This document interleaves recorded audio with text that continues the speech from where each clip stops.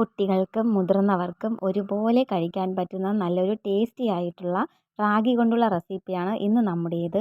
തയ്യാറാക്കി എടുക്കാനായിട്ട് ഒരു പാനിലേക്ക് നെയ്യ് ചേർത്ത് കൊടുത്ത് ചൂടായി വരുമ്പോൾ കുറച്ച് കാഷ്യൂനട്ട് ഇട്ട് റോസ്റ്റ് ചെയ്ത് മാറ്റി വയ്ക്കുന്നുണ്ട്.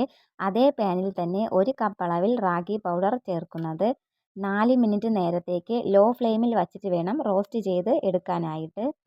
അതിൻ്റെ കൂടെ തന്നെ 1/2 കപ്പ് അളവിൽ തേങ്ങ ചിരകിയതും കൂടെ ചേർത്ത് വീണ്ടും 1 മിനിറ്റ് നേരത്തേക്ക് കൂടെ റോസ്റ്റ് ചെയ്തെടുക്കാം. ഒട്ടും തരിയില്ലാത്ത റാഗി പൗഡറാണ് ഇതിന് വേണ്ടി എടുക്കേണ്ടത്.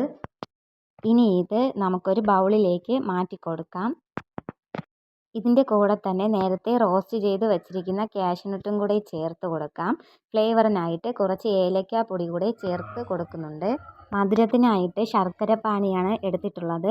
ശർക്കര പാനി ചെറു ചൂടോടെ വേണം മിക്സ് ചെയ്ത് എടുക്കാനായിട്ട്. കുറേശ്ശെ എടുത്തുരുട്ടി ഇതുപോലെ ബോൾ ഷേപ്പ് ആക്കി എടുക്കുക. ഹെൽത്തി ആയിട്ടുള്ള നമ്മുടെ റാഗി കൊണ്ടുള്ള ലഡു റെഡി ആയിട്ടുണ്ട്. എല്ലാവരും ഇതുപോലെ ഒന്ന് ട്രൈ ചെയ്ത് നോക്കൂ.